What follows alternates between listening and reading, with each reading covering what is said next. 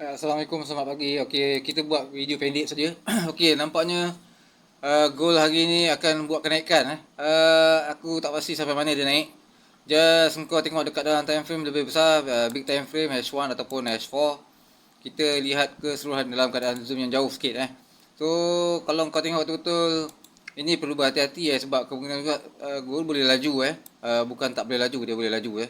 So, kita nampak di atasnya ada fake out. Memang kita target dia kat situ, tapi sama ada sampai ke tak sampai tak pasti. Sebab price pagi ni agak slow.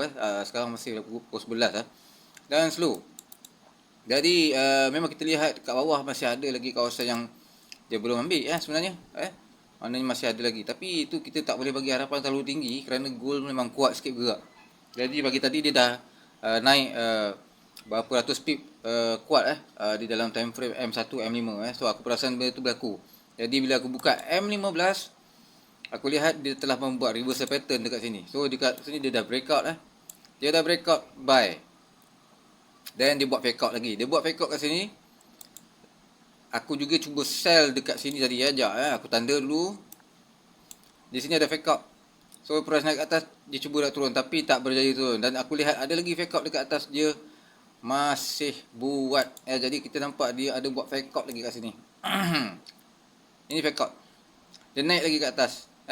Dia naik ke atas, lepas tu dia cuba turun semula. Dia naik lagi ke atas, dia cuba turun semula. So, apa yang lagi bagus adalah kawasan ni adalah kawasan base.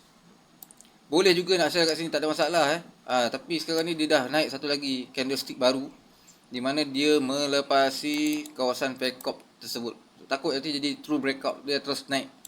Dia terus naik ke atas dan dia dah breakout dan dia jumpa support become resistance, ada drop base drop. Dan tempat ini akan ditumpuan, tetapi aku tak bagi jaminan terlalu tinggi ataupun harapan. Just aku tengok yang lebih kuat lagi ke atas. Kerana ke atas ada fake out lagi banyak sejarah-sejarah dia buat. So ada support, ada fake out dan ada fake out belakang dia. So yang ini kawasan nak boleh juga ambil. So kalau lebih kurang, kalau daripada bawah lah dia naik lebih kurang berapa pip, 600 pip pergerakan dia boleh pergi sampai atas ni. Tapi kita tak boleh jangka sebab keadaan dah berubah menjadi reversal buy di sini Kalau kita tengok pun, ini pun dah reversal buy. Dia dah habis. Dia dah mencipta new high yang melebihi tinggi sebelah kiri, iaitu high yang sebelumnya.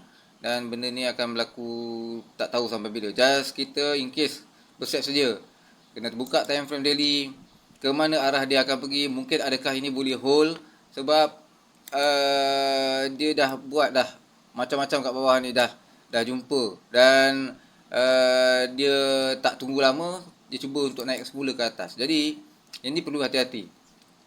Mana tadi daily tadi aku dah tanda. Okey, warna biru warna biru tadi aku dah tanda. Jadi dia dah buat kawasan ni fake out. Maknanya fake out biasalah, fake out yang mungkin akan dia datang, price tu datang balik. Contohlah macam ni, aku padam biru ni aku just buat bagi lagi nampak detail apa penyebab yang menyebabkan aku rasa dia akan cuba buy jauh. Di sini kita nampak dia telah mengambil rally base rally, dan dekat atas ni dia dah buat resistance become support, di mana ini adalah keadaan bentuk reversal pattern yang besar. Untuk M30 kita dah nampak, ini buat reversal pattern. So dia naik atas, dia dah breakout atas, dia turun balik semula bawah. Dia naik semula, cuba tak dapat naik lagi tinggi, dia turun semula, mengambil kawasan rally base rally. Dalam rally base ni ada resistance halus so kawasan ni yang menjadi tempat tu naik dia jadi naik. Jadi aku just tanda je sini. Kalau kita tengok sini memang tak berapa tepat, tapi kalau tengok dekat dalam M15 mungkin adalah yang menyebab dia kat situ kita boleh nampak detail. Sekejap aku kena alih-alih sikit untuk lihat detail. Okey, sekarang ni kita nampak dekat dalam ni ada candle doji stick. Ada candle doji, ada candle apa lagi? Tu halus je. Dekat situlah yang dia cari hidden base. Hidden base maknanya dia cuba dapatkan hidden base. So now price dah naik ke atas. Kita tak boleh nak buat apa-apa, jadi kita just fokus saja buy. Sebab gold kemungkinan buy tu mungkin ada chances kuat jugalah. Walaupun kita tahu kat bawah dia tak ambil lagi tapi ini dah bentuk reversal. So kita tak boleh nak kata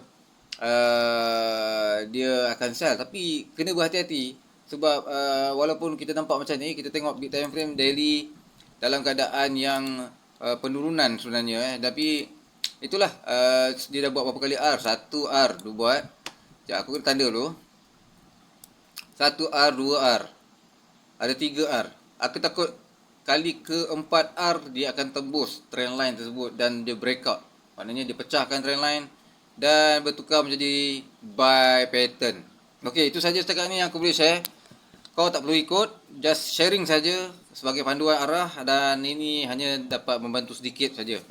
Tidak ada jaminan apa-apa pun. Cuma just kita gunakan daripada apa yang kita telah belajar. Baik, Assalamualaikum dan selamat trade semua.